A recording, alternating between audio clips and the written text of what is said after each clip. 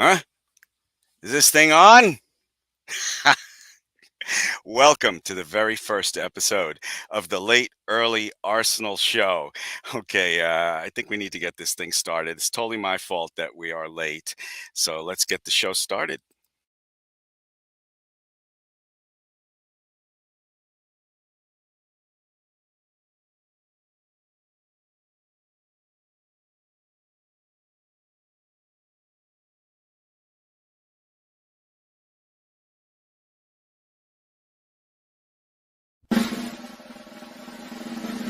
Live from New York, it's the Late Early Show. With me, your host, Glenn, AFC New York. Stop it. Get some help. With this week's special guests, the Bearded Gooner, Rohan Verdi, the Arsenal Esquire, and Arsbro Ryan.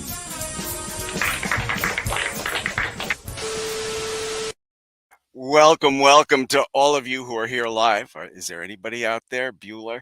I'm Glenn, AFC New York. This is the very first episode of the Late Early Arsenal Show, and we're going to be talking all things Arsenal, from Crystal Palace to Leicester City upcoming, to the transfer market, to the All or Nothing documentary. Let me quickly bring on my guest, because this is only an hour show, and I'm determined to make it only an hour show, even though everybody told me you can't just do an hour show, especially Ryan. Okay, so my first guest with me tonight, he is the guy that helped me create this whole thing as I whined to him on the cell phone for a half an hour. He is a wonderful brain about Arsenal, and he's an advocate for beagles, and all dogs love him, and why wouldn't they? He looks like Cujo.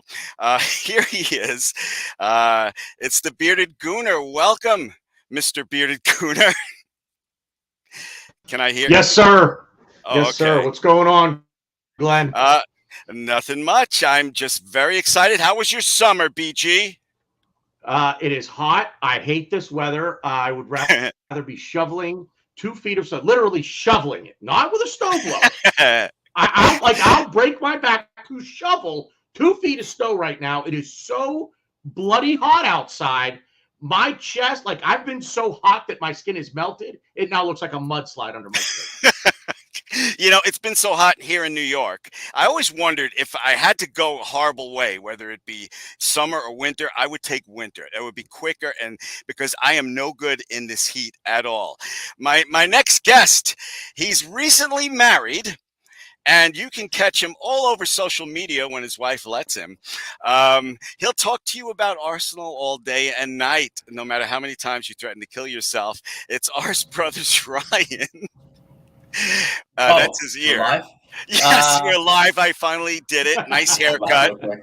Thank you. How's your summer, Ryan? Good. The one thing I'm curious about, I don't know. You could probably help me out with this, Glenn, because you're married. How long am I going to be newly married for? I feel like I've been newly married for quite some time. I'm kind of over it, but in about 5 years when the sex stops.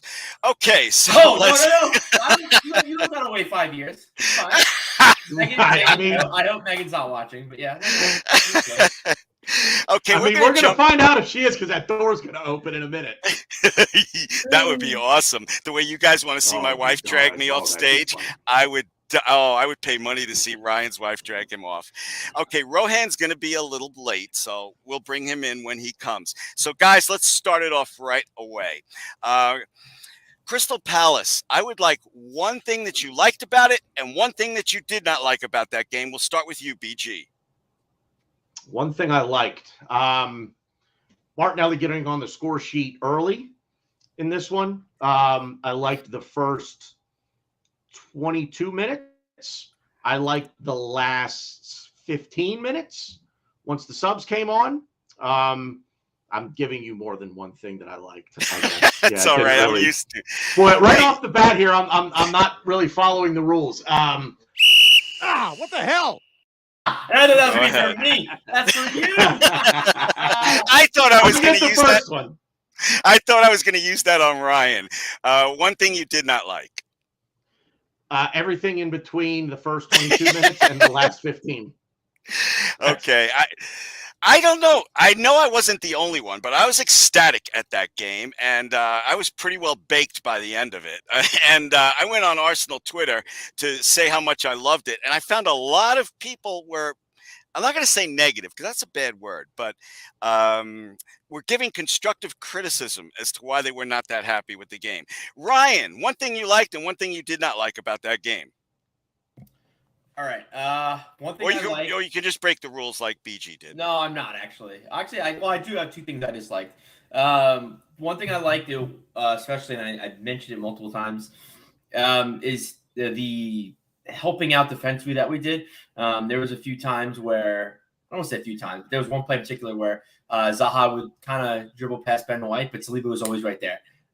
When Zinchenko got blown by, Gabriel was right there. When Partey got dribbled by, Ben White was right there. There was always like, if one of our Arsenal players got dribbled past, there was always somebody right there. Whereas I noticed a lot last season where if one of like our main players got dribbled past, whether it be like Partey, Xhaka, or anybody in the back four, it was kind of like oh fuck, here it is, and the guy has space, and we kind of have to track back. And I didn't see that really at all on Friday, so that was awesome. And then one thing I disliked. No, go ahead. I'm trying to play music underneath. I love Biggie.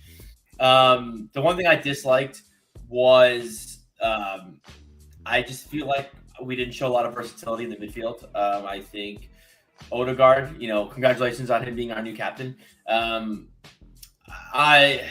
One of the things I wasn't a huge fan of, I guess a thing that I'm not a huge fan of is the fact that he is our captain. He kind of has to play every game because he's our captain. I don't necessarily think we should have played Odegaard in this game. I didn't think he fit the style of the game and the team we were playing. And yeah, I just think maybe a flat midfield three probably would have been better against Palace. And then, which I'm sure everyone's going to agree with. The other thing I disliked was us subbing way too late, which is I feel like always an issue. So yeah. Yes, I remember looking at the especially now with 5 subs and the depth we have now. I thought that would at least change for us. I felt the exact same way about the substitutes. When I saw the 70-minute mark and we hadn't made a sub yet, I thought maybe they did it while I was in the bathroom peeing because I'm old and I pee every 10 minutes. So, but yeah, that to me was old Arteta where he didn't make any moves. Now you guys got me talking with the constructive criticism. I'm happy with that game. I'm happy with our start. Do you guys have any rebuttal to being happy about that game? Ryan? I'm happy. No, I'm very happy. I mean, like I said, the fact that I think Odegaard was our captain kind of means like he's got to play more. But I think, especially, which I'm sure we'll get to as far as transfers are concerned, like our midfield is just something that I think that needs to be a little more versatile because we go through big parts of the game where we lose the midfield, and every team has that, I know, but like with us, it's very apparent and. Our back four is not going to have the game that they had on Friday every single game. I'd like to think so, and I think it's going to happen more times than not. But no one's perfect. So, man of the match for you guys. I think it's pretty obvious, but I want to hear what you guys say first. Well, let me give you a rebuttal real quick to the. Oh yeah, go ahead. I'm happy. Believe me. Look, it's better than the way we started last season. But I think there's always room for improvement, right? I mean, we're going to be a constantly evolving team this year, and getting up to speed, and it wasn't the best game in the world, but at the end of the day, 2 goals, a clean sheet, and there's we will improve. It will get better. We'll look better as we go on. But overall, yeah, happy with it. Glenn, you wanted to go ahead with man of the match, so I'll turn it back over to you. First, I'd like to welcome. He's the only person I know besides Ty from AFTV that predicted we were going to have a top 4 run. In real life, he's a lawyer, but don't hold that against him. He's a good guy. Welcome to the show, Rohan. Rohan, we are talking about one thing we liked from the Crystal Palace game and one thing we did not like. Chime in, please. Yeah, this is from the fire to the pan sort of situation. Like coming from one great comedian to the other one. I just came from Bill Burr's show, and now I'm with Glenn. You know, Oh, no. I'm honored, but Bill Burr is one of the best comedians out there. I'm just some hack with stupid effects on it. Yeah, absolutely. Don't compare me to Bill Burr at all. Okay, so go on, my friend. Go. What did you like? The season's kick started. You know, the first thing was watching Arsenal again. Right, that was you know, being competitive. Watching Arsenal again Friday afternoon for us. Friday night under the lights. Crystal Palace, who did us twice. I mean, we got a last minute equalizer, and then we got smashed in the end of the season. So we got we had something to prove there. And, what did I like about the game? I liked the first 20-30 minutes of the game, right? How we started the game, how the intensity that we had. There was a lot of positivity from the preseason. And you could sense that everybody else who was not an Arsenal fan wanted us to fail, in that first hurdle. Everybody was, sort of against us. So for me, it was like, just don't slip up. That's what it was about. And we didn't. We played really well for the first 30 minutes or so. Then we let Crystal Palace into the game after we scored the goal. But, those are nerves, playing away, small stadium, all of that put together, we had, although Crystal Palace had a lot of the ball, but we had control, and it showed that now we have 3 really good centre backs, and Ben White can deputize at right back. Saliba, he seems like, gold. Right now he's golden. I can't believe that he's 21 years old, because he looks like a bloody monster, right? And that's what we need in there. And overall, I just like the fact that we got the 3 points. It's this part of the season that we falter always, and we've set ourselves up for, a favorable run right now. Yes, I completely agree. There's no easy games in the Premier League, and I'll take 3 points no matter how we get it. Okay, I need man of the match from you guys. Let's start with you, Ryan. Just because I feel like everybody is going to pick William Saliba, I am not going to pick William Saliba. I mean, I did pick him when the game ended, but I'm actually going to pick Gabriel Jesus. I'm not one to really harp on the commentating unless it's very bad, which, in America, it normally is very bad. But one thing that stood out to me was how much they talked about Gabriel Jesus and how well he played and how well he did, and he didn't even get on the score sheet. But even from my own eyes watching, in all due respect to Lacazette, it really showed what we were lacking. It really showed how good of a player Gabriel Jesus is. And let's face it, the French league is not the best league. It's probably the weaker of the top 5, but it's still it's a professional league. It's still a good league. And Lacazette has scored in that league this season. So he's not a terrible player. But just watching Gabriel Jesus and just seeing how big of an upgrade we got in him and having him just run everywhere and be everywhere, link play, and just his dribbling inside the 18, I'm tremendously excited to watch him play. Okay, how about you, BG? Who's your man of the match? Well, I'm going to take a cue from Ryan. I did say it was William Saliba after the match, but I'm going to give you an honorable mention because I did say Saliba, but I'll say Bukayo Saka. I mean, the goal he scored, that ball's going in. I think that ball's going in regardless of the header from Guehi. You think so? You think so? I don't think it was anywhere close. I thought it was nowhere close. I thought that was wide. I mean, the angle I thought. I could be wrong. It looked to me like it was going to go in regardless. Guehi just got his head to it and just expedited that problem. But anyway, what Ryan said earlier about the thing he liked was seeing coverage defensively. And let's throw Bukayo Saka's name in there as well, because he was tracking back to help Ben White with Will Zaha as well. So Williams Saliba was at the end of the match, but I'm going to say Bukayo Saka just to change it up a little bit. Opinions are like assholes. Everybody has one. And so you guys are switching from Saliba as your man of the match. Okay. Well, that's fine, but I don't see how that affects. What? I want to say I'm not switching from Saliba. Saliba is my man of the match, but I just feel like everyone's gonna. He's definitely. In my opinion, I think if you say anybody else other than Saliba, I don't agree. I think this is one of the games where it's very easy. I don't know. I think it's a very easy choice from Saliba, so I wanted to throw something else into the fire. And I feel like one of you three would have definitely said Saliba, so I'll have you jack him off.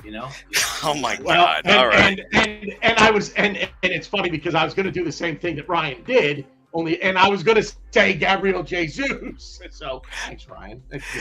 Back to stealing my thunder.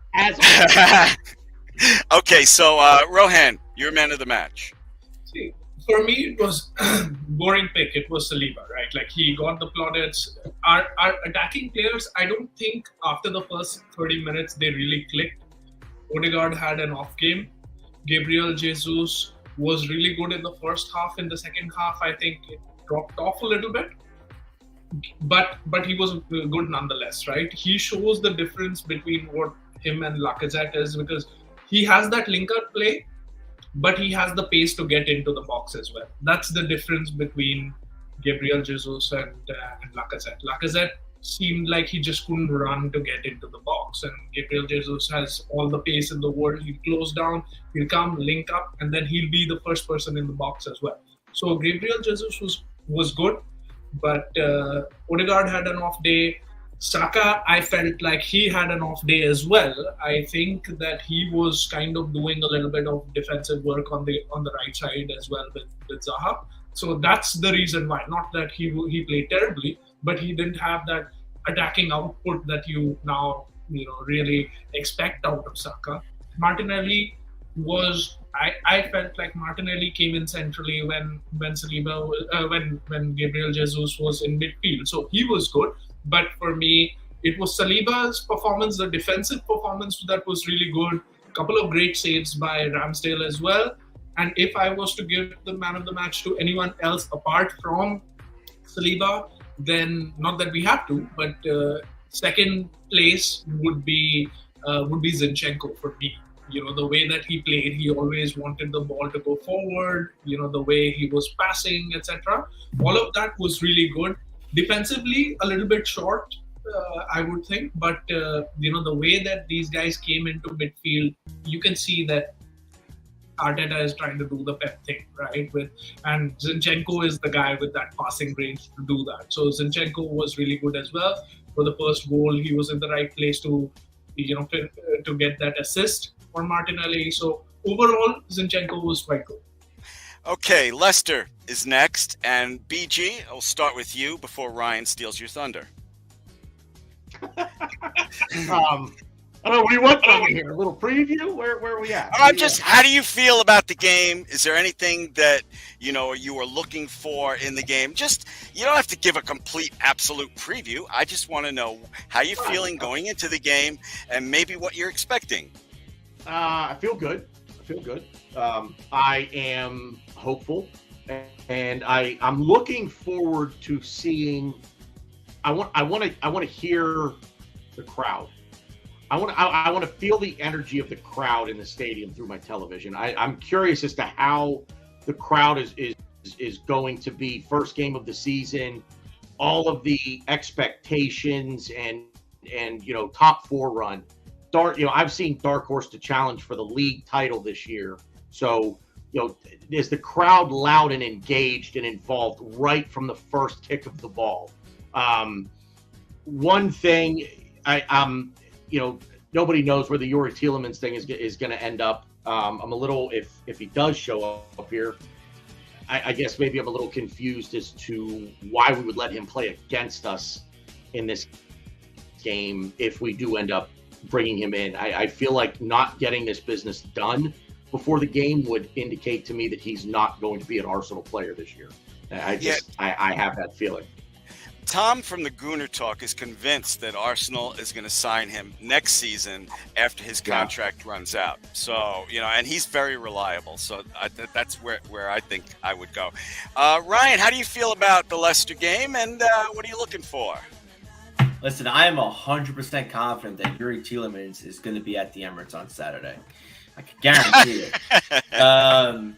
No, I disagree with BG a little bit, because I think it's kind of it could be the same situation as good old Oxlade-Chamberlain, where third game of the season, the Ox was playing against Liverpool. I think he had a pretty okay game. I think they beat us. They definitely beat us though. And then a few days later, Ox is off to Liverpool. So yeah, it could be something similar. I'm just looking for, players that were injured, hopefully getting back in the squad. I know Vieira's in training, Tomiyasu's in training. I don't think ASR is. But, seeing kind of those players maybe make it to the bench, maybe get like a 10-minute cameo. But really, I really want to see our depth at work. I really want to see us making substitutions earlier. And I just want to see... us. I think that's about a thing that I want to see throughout the season, is us really utilizing our 5 subs, because I think we can. I think our depth is a lot better than people give us credit for. I think it's going to beat teams just on our depth alone.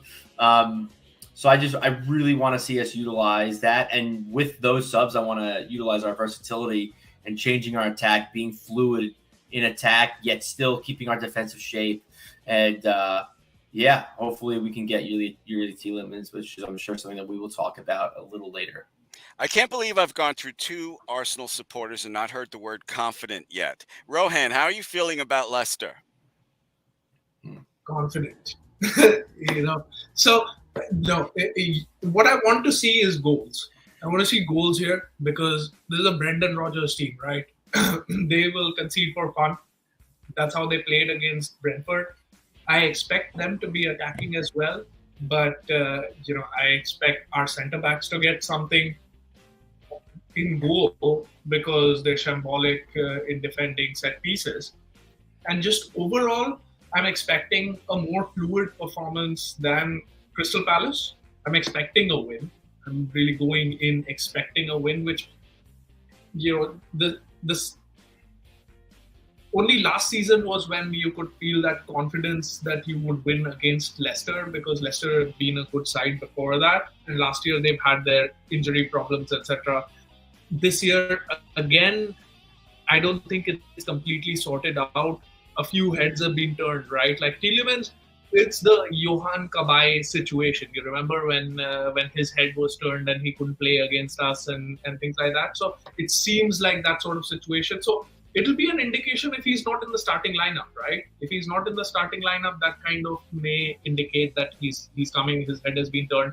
And why wouldn't it be, right? They had that run with the Conference League or whatever last season. And he should come here and make that charge for, this time. Like I said, last time I said that we could, for me, a good season would have been 4th or close 5th. I'm going to tell you Glenn exclusive this time. I feel like we should be fighting for 3rd, and a close 4th is what I think. Like minimum, this is what my expectation has been. Because if we don't do that, it's not just a league position, but we're going to start losing this core of youngsters as well, because they lose confidence on Arteta if he can't make the Champions League. So to make the Champions League, you have to win games like Leicester. Okay, Rohan froze, so I will move it on to the next. Oh, there you are. Are you done, Rohan, with your points, or did you want to finish? You froze there for a second. Done. Okay, let's go counterclockwise. Predictions for the score. I say Arsenal 2-0. Rohan, what is your prediction of the score? 3-1. Ryan?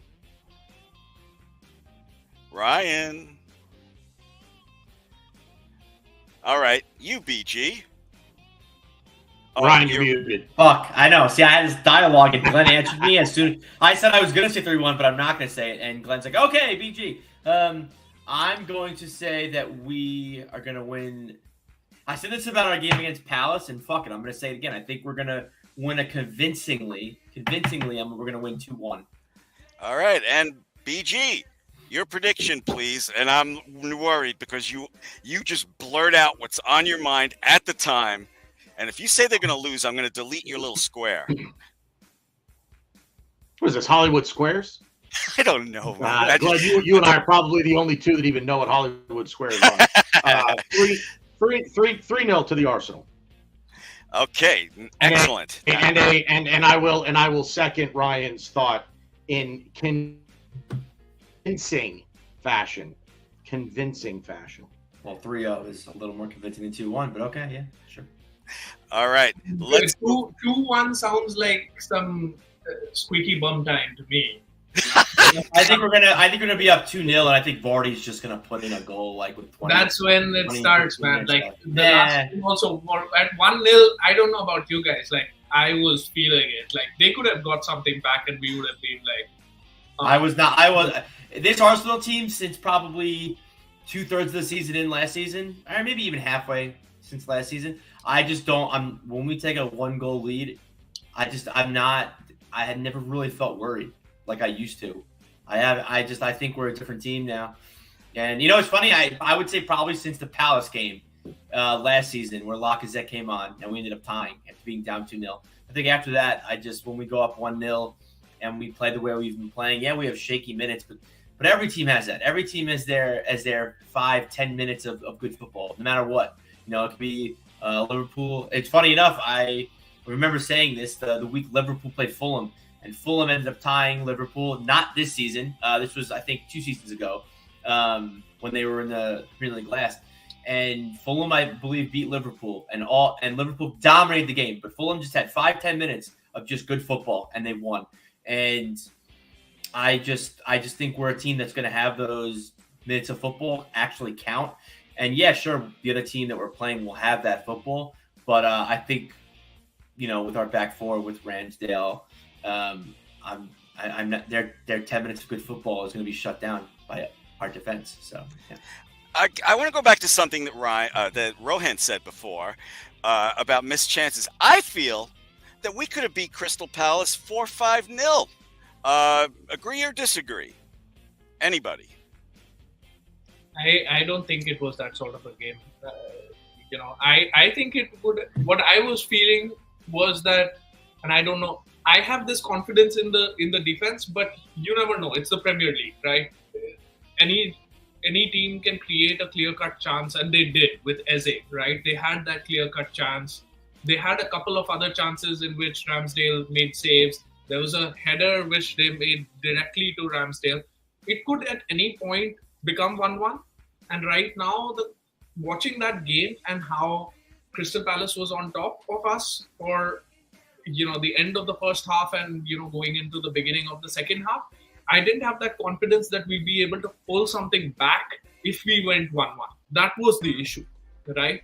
And so I was happy to see that once we went to 2-0 up, then we were like, it was already the 84th, 83rd minute or something like that. So it was quite done.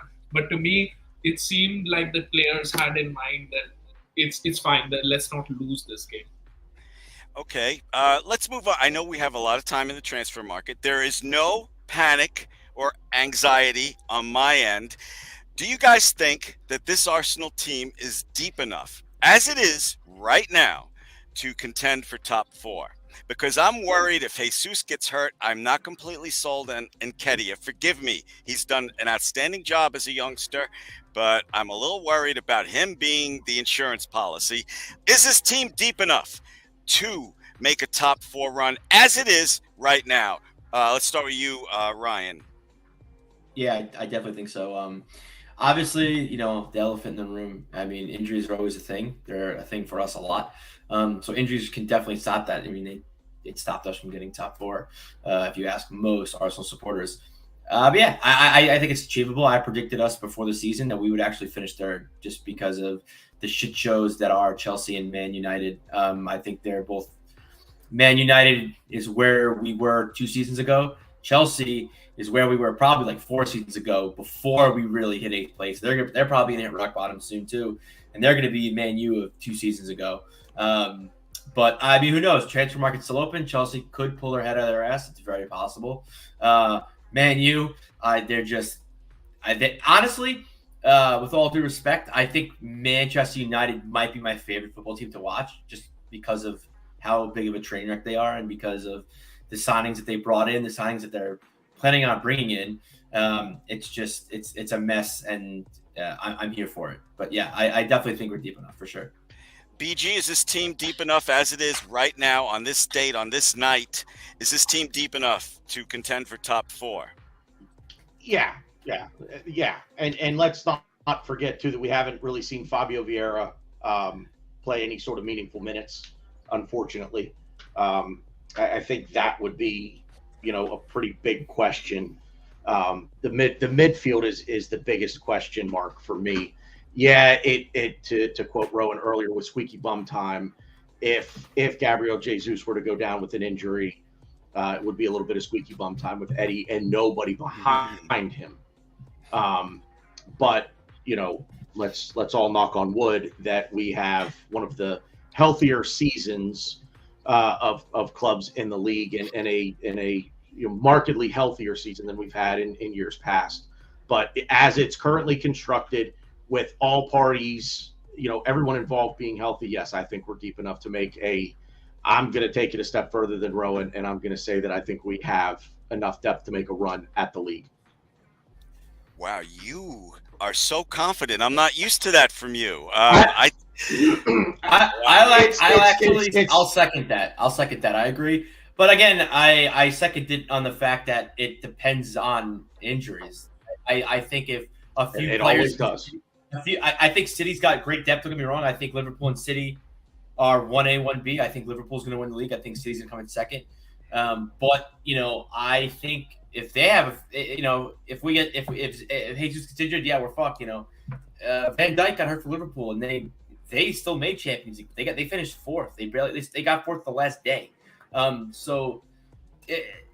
Anything can happen. I think it comes down to injuries, and it comes down to who people sign in the window. If Liverpool really push the Darwin Nunez narrative, they sign him for a lot of money. If he doesn't pan out for them, if Haaland doesn't pan out for City, I'm not saying they're not. They're both great players, but if they don't plan out and they have their eggs in this basket, they might have a slower start to their season. Now, am I saying we're going to finish first or second? No, I think we're finishing third. I think both teams are way better than us. But I think there is a world where we could finish ahead of City and Liverpool. I mean, yes, that involves injuries, which is part of the game. Just real quick, if I may piggyback off him, just real quick, it also, I think, and I agree with everything Ryan just said, but I'm also going to throw in their form, and I think the biggest thing for us, if we're going to compete for the title, is this opening stretch of games. First 6 matches, the first 6 concluding with the trip to Old Trafford. If we take care of business, we're staring at 18 points, top of the league. If we're not, it's on goal differential. And boy, oh boy, that you feel really good going. Just the confidence just continues to grow. The meshing of the players and the styles coming together, it all continues to grow. And it's a snowball effect. It just starts rolling downhill, man. And this freight train is just going to start coming for everybody. But like Ryan said, the biggest thing is going to be, can we stay healthy? And on the back end of that, can Mikel Arteta rotate players through in the group stage Europa League, in the early stages of the Carabao Cup, rotate the fringe players through to give the main guys a break? And I'll take it one step further. Sorry, Glenn. I'm sorry. This is the last thing I promise. Here we go. One step further. When we played Man City last year, we beat them. We were the better team. I don't care what anyone says. We lost because of the ref and stupid fucking decisions. From that game, we are a better team. From that game, in my opinion, Manchester City are not a better team. So, I mean, take that for what you will. I get that's one game. But if we play them this season, we could get at least 3 points from them. We could at least beat them once. So, am I saying we're definitely going to finish in front of them? No, I'm not going to sit on this horse and be like, oh, we're the best, we're going to win the league. No, but I'm just saying it's possible. Like, it's definitely possible. Leicester winning the league, did anyone think that was possible? No. Crazy talk. This, maybe. There's a world. There's a world. Are you done, Ryan? Yeah, I'm done. A little longer than a few minutes later. Okay, Rohan, are we deep enough to make a top 4 run? Rohan, the only man I know that predicted we would make a top 4 run last year. Are we deep enough? I definitely said that, but whatever. Glenn didn't listen to me, so that's fine. What the hell? Exactly. Go ahead, Rohan. Currently, as we stand, we should make third or close fourth. This is what I feel. But you've said it, right? A nasty injury. Hopefully, that doesn't happen to Gabriel Jesus. That is one problem that I see, and the other one is Partey, right? That was the thing that cost us that top 4, right? We lost out by 1 point, and ultimately, what cost us the Champions League spot was the transfer market in January, right? We did not strengthen in January. Yes. And Spurs signed Kulusevski, and they signed Bentancur, they signed a couple of other guys, and they made it, right? They were behind us, 9 points, 8 points, 6 points, and then they just went ahead and nicked it, in the last weeks, right? So definitely the transfer window is going to play a big part, and the depth is going to play a big part. But as things stand, I would expect us to be, third or close fourth. I am not as optimistic about, challenging dark horses, etc. Because 38 games, the table does not lie, right? You have anomalies, like you have an anomaly like Leicester, but generally the thing doesn't lie. That was Leicester also happened when Pep Guardiola was, he wasn't even here at that point, right? So, and now these teams push 95 points on the regular, right? We've got to first try and reach 80 points, and then we can think about talking about the title and things like that. So we're still a little bit far away from that.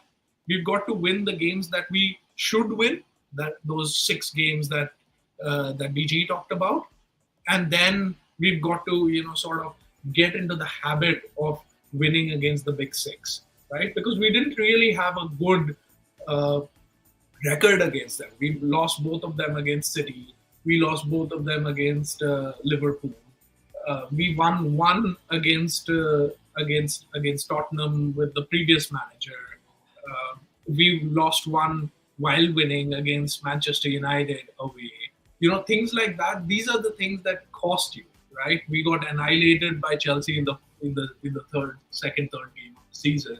So those are the things that you have to change, but the team also needs to learn to go to these big places and win, right? We don't have that yet. So let's pipe down on that and not, we can dream, but I don't think that's a fair expectation to be put on this young team.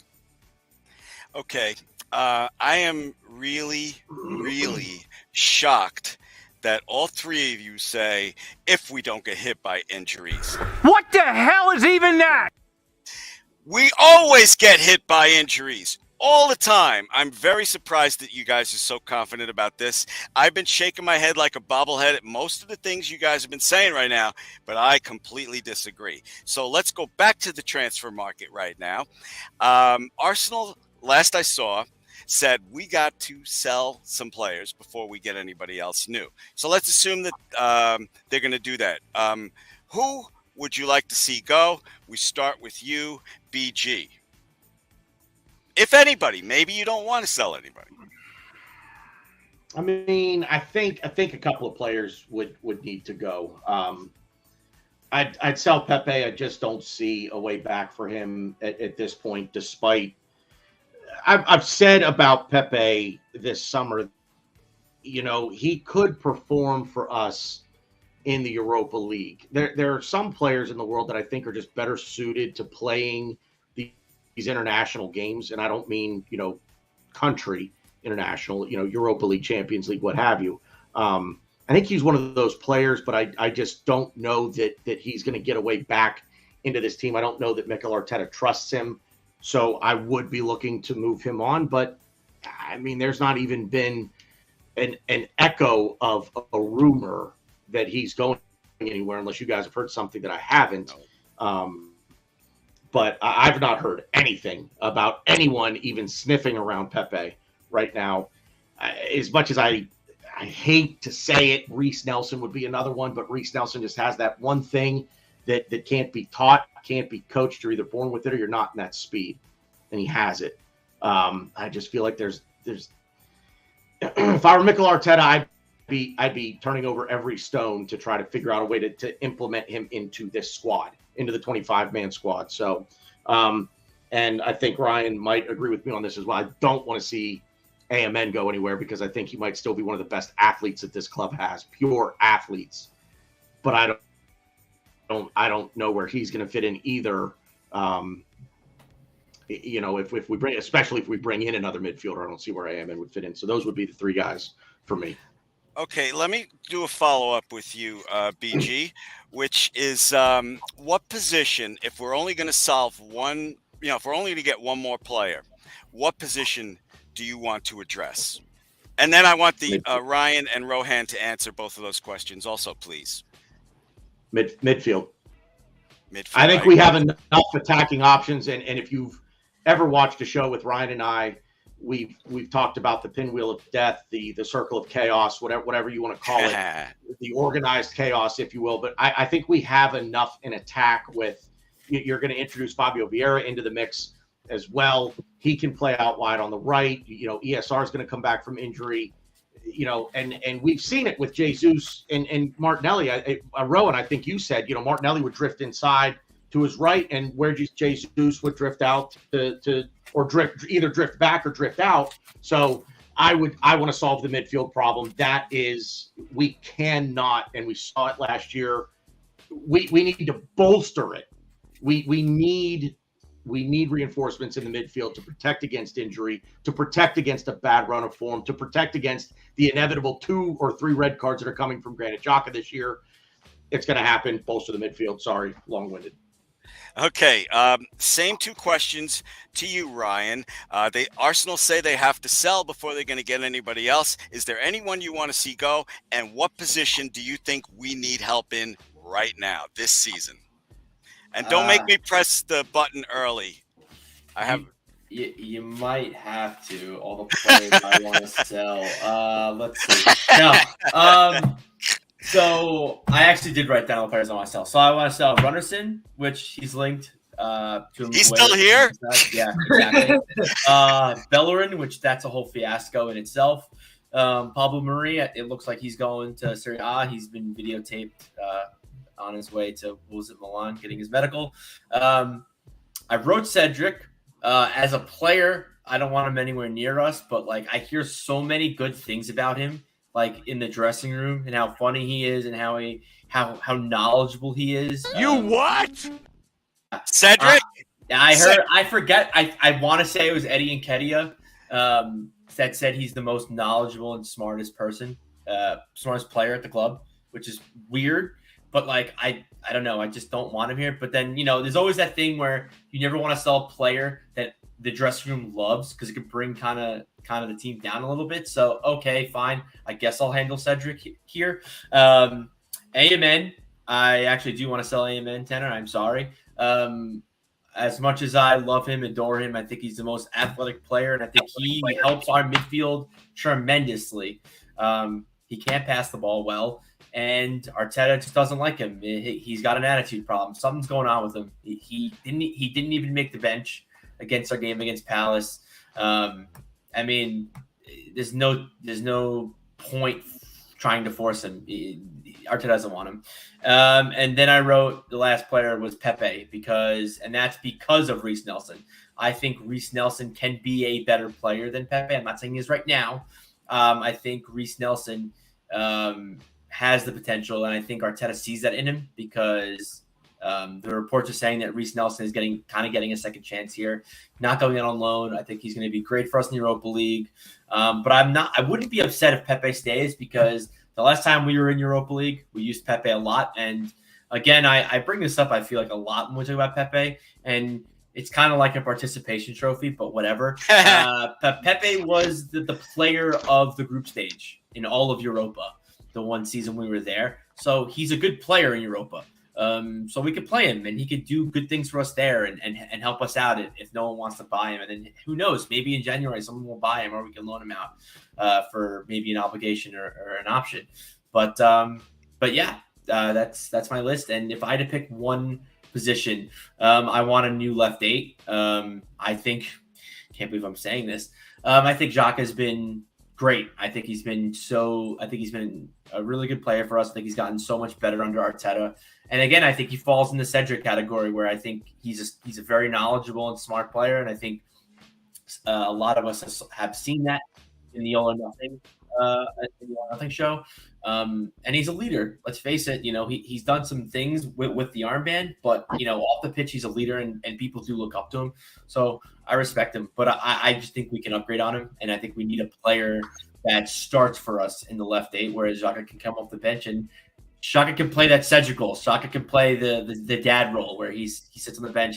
He could be the James Milner of our team, where he's on the bench, and we'll bring him on if we need to, but he could be there to mentor the young guys and all that good stuff. But I definitely would like to see a left 8, because I think the person who I really want to see play that position is ESR, but ESR is not healthy enough to really take that role and make that his.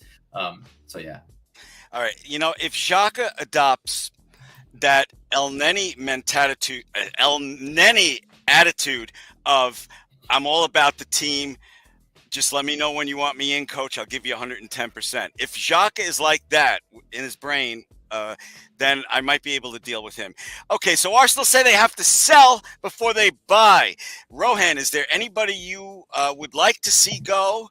And what position do you think we need the most right now on this Wednesday night here in New York?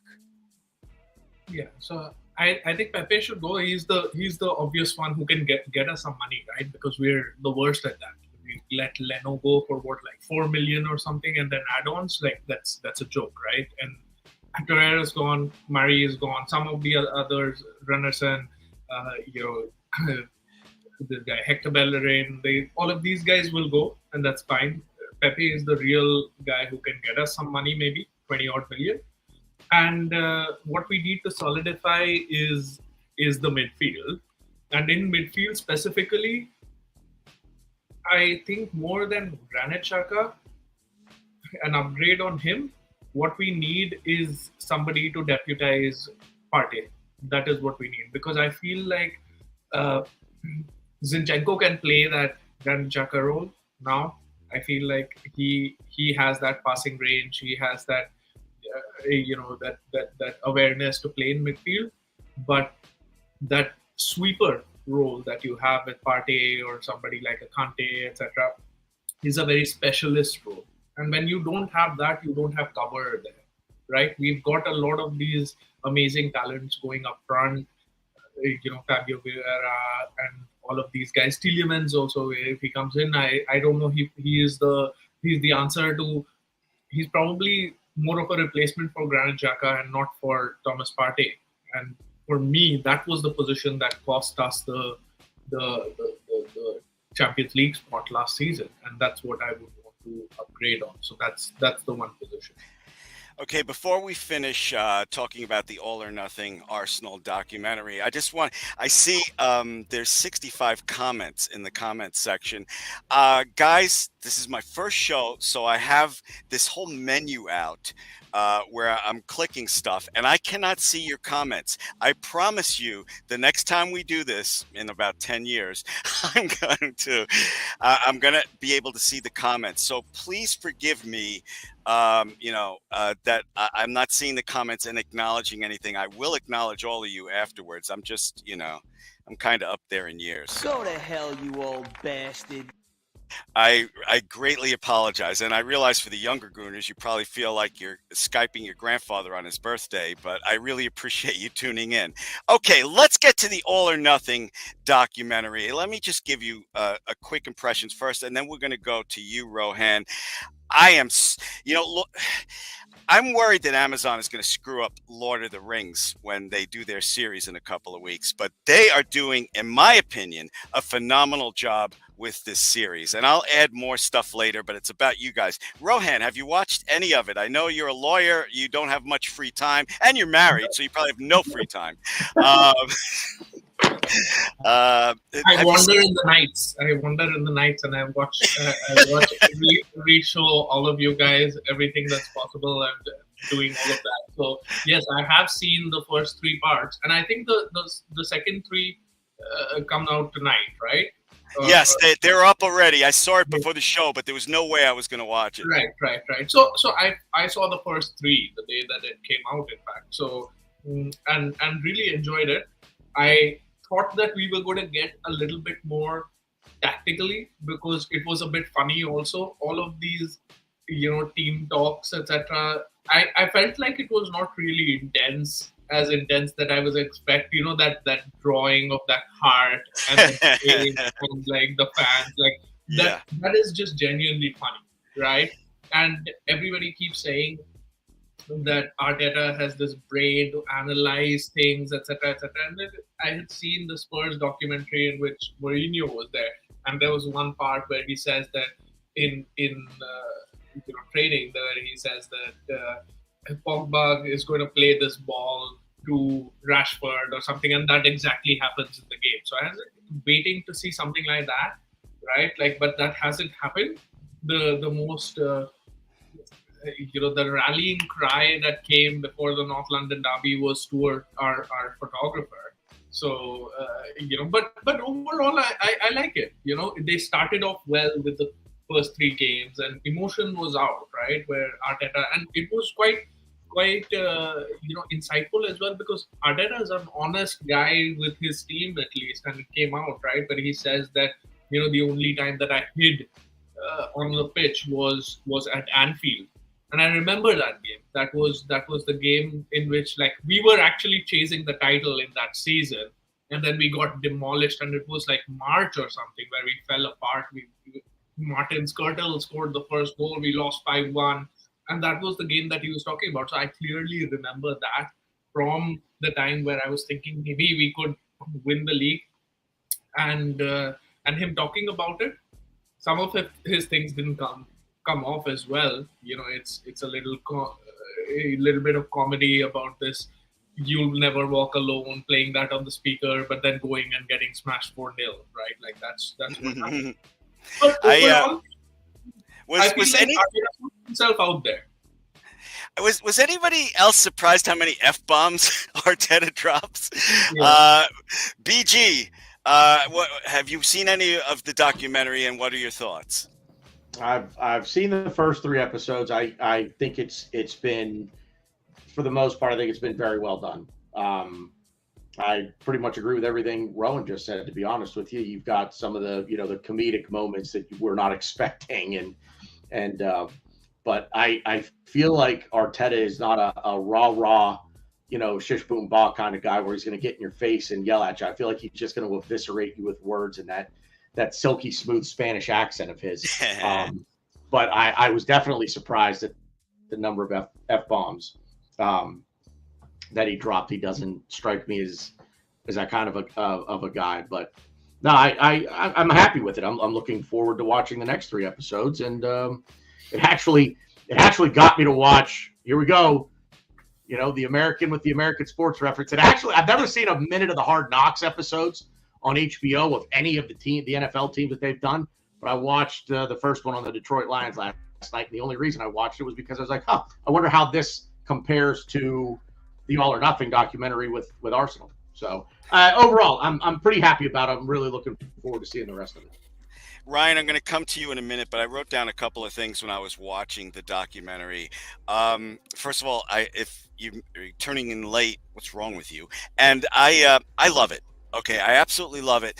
I was most moved in the Spurs episode when Arteta brought Stuart McFarlane, the team's photographer, up there, and you could almost see the tears welling up in his eyes for his love for the club and how much the North London Derby means, and that really I was getting a little emotional too watching him address the team. And the other thing is, every time they show Aubameyang, I feel like I'm watching some kind of Shakespearean tragedy. I'm just waiting for that awful moment, which is coming up, I think, in these 3 episodes that they just posted tonight of what the hell happened with that.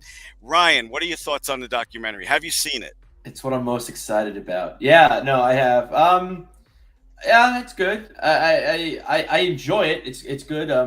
Me and my wife have been watching it. She's like amazed at it. I think it's a great show for a casual fan. As far as like me, who talks about Arsenal night and day, like you said earlier in the show, and someone who tweets about it and tries to podcast as much as he can about it all day. I kind of want a little more. I'll be honest. I kind of want to see a little bit more of the nitty gritty, which I know they're not going to show. I know the show is heavily edited, so like. Obviously, my fandom is going to be kind of upset about that. But, as far as the show and how it's running and how it's edited, yeah, I think it's great. Kind of what Rohan and Tan are saying. It's got its funny moments, it's got its passion, and it's going to have its not so good moments. And I'm actually excited about that. I'm hoping we kind of see a little bit more about the Aubameyang situation. And yeah, like I said, I kind of want the nitty gritty stuff. So hopefully we get something that we don't already know. But overall, I'm excited that we did this. I know when it was first announced that we were doing this, we were all a little bit nervous. But nervous? Yeah, no. I didn't want it at all. Well, yeah, people didn't want it probably. But yeah, I'm definitely excited for watching the last 5 episodes of the show, and yeah, I'm excited. In these last 7 very minutes. hesitant. In these last 7 minutes. Sorry, Glenn. Go ahead.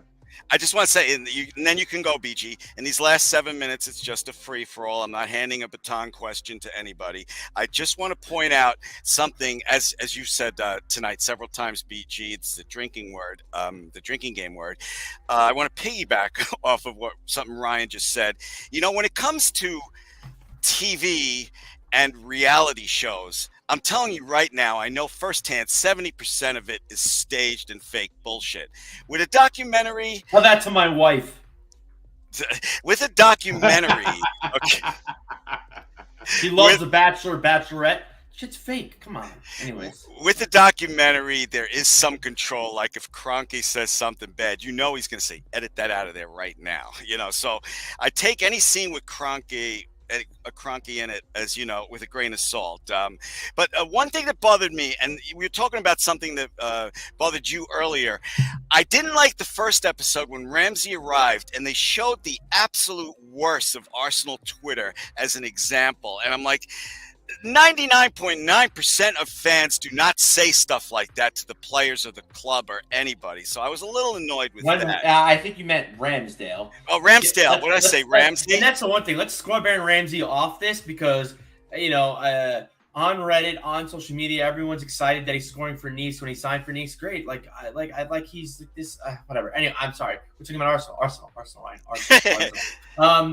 Yeah, but the thing was, Glenn, when we did sign Ramsdale and we were linked to him, there were a lot of people not happy. Granted, like the stuff that we saw in the documentary was probably like the worst of it and like the most nastiest stuff, but people were very upset and probably thought that stuff and just didn't post it on social media. Though they probably said it on podcasts. But yeah, I think I like it because it shows that, well, we know, spoiler alert, he's going to prove them wrong, and he's going to have a fantastic run of games and to continue. Yeah, I mean, like people say, yeah, he fell off kind of in the second half of the season, but he's clearly our number one goalkeeper. He had a good game against Palace, I thought. So kind of just a shove it and show the fans what he's doing. And it kind of related to him speaking about the fans and how just sitting behind a keyboard, whatever, and I'm going to prove him wrong. And that's what he did. Okay, it's just a free for all, guys. We got 4 minutes left, and then I got things. Oh my God. But so all right. To recap, you guys won't. Go ahead.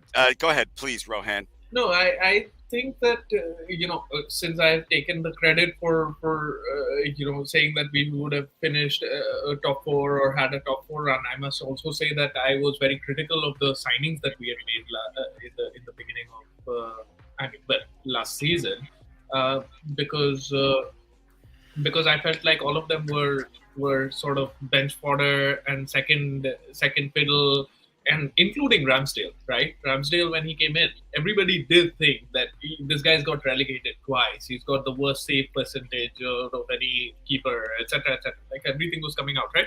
And then we lost the first 3 games. So I don't think the negativity is completely off. It's obviously highlighted because that's what they want to show.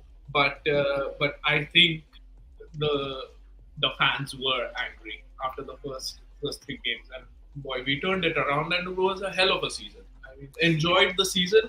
I want to see that run, and I want to see that how these people felt when they, I wouldn't say bottled it. And this is one more thing that I want to say, right? Like I watched the Overlap, right, with Gary Neville. He has this the show called The Overlap, and he basically talks about how Arsenal bottled the top 4, which I want to say that we did not bottle the top 4 because we were never expected to finish in the top 4 in the first place.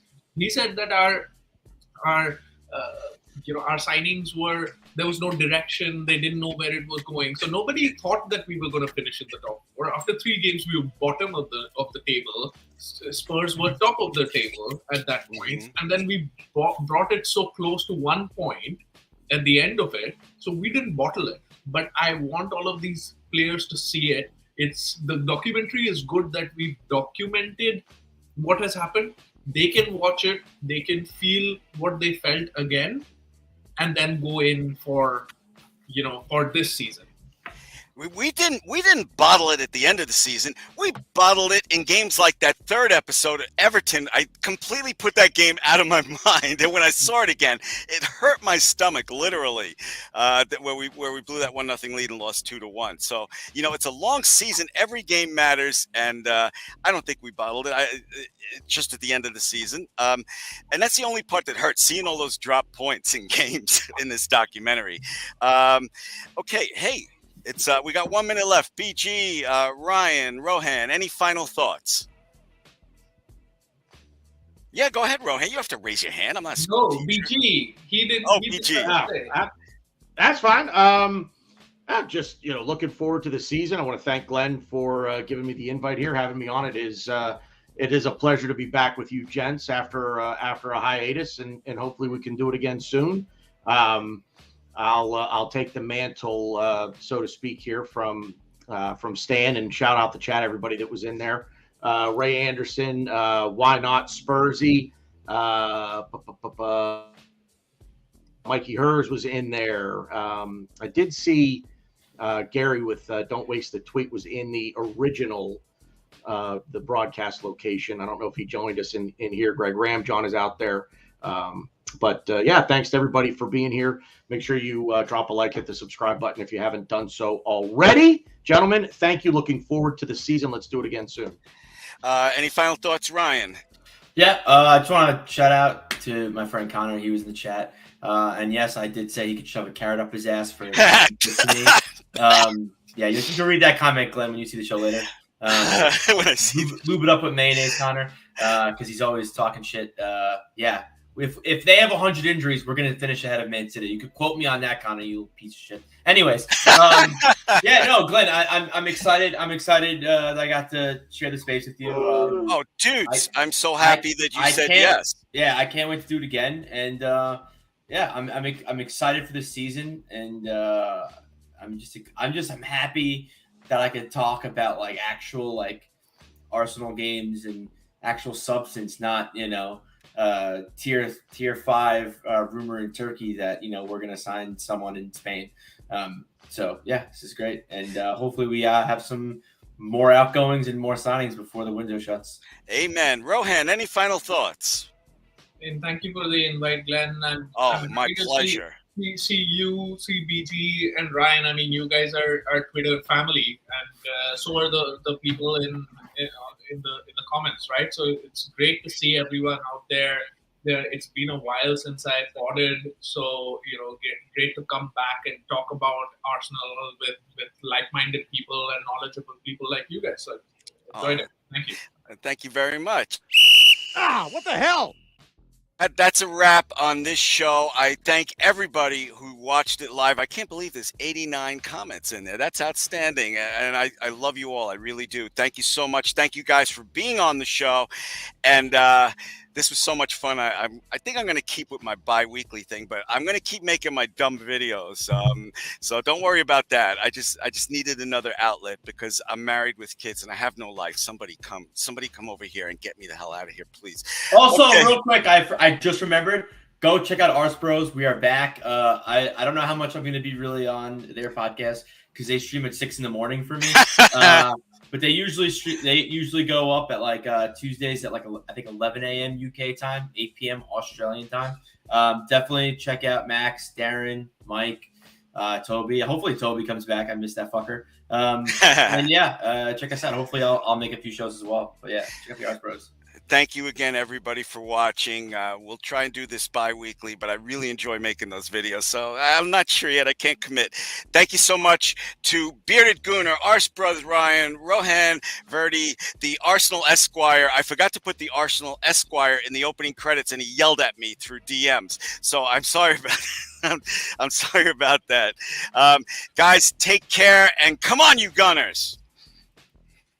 And how do you end this? Oh, there you go. Come on, Grandpa. Time to get off Skype. Shut up. All it's doing is blinking at me. Oh, Jesus Christ. This is Glenn, everybody. He doesn't know how to end the show. He just leaves, and he's used to, and Rohan and Tanner are both muted, so this is fantastic. We're still alive. We're still alive.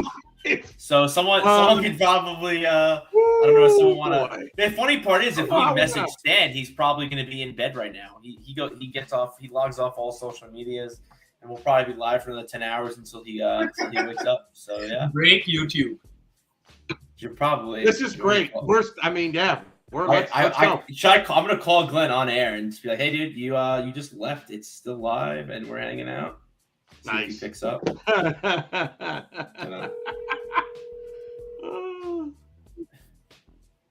Hopefully, he picks up. That would. Yeah. Right. Hey, Glenn. A little bit of a problem. You left. You left the podcast, and we're still live, and we are here. Shit. Yeah. So you guys are talking on there right now? We are currently talking on there right now. Yes, it is true. Okay, I'm coming back just for the fun of it. Yeah, definitely come back. Okay. All right, bye. Not just for the fun. Otherwise, this thing's just gonna keep going until StreamYard shuts down. Yeah. Oh my Lord, that's great. Now let's see if he can figure out how to get back in here. We're yeah, back. Season that's 2. it's gonna be interesting. So since we're here, fuck it, right? I know. Huh? Didn't What? this, What are you people doing in my living room? I can't believe I didn't end it right. BG, what do I do? Hit end broadcast? Yeah, that would be the one. And then okay. you really want to end it, and you want to end it. So All right, look, because I said an hour. Listen, instead of me DMing you three, I'm going to tell you right now, thank you so much for being on. This replaces the DM. I hope you had as much fun as I did because this was so much fun. Thank you so much for being on. And now I hit end broadcast. Right, guys? I got to hit the end broadcast. Yeah. What? All right. There it goes.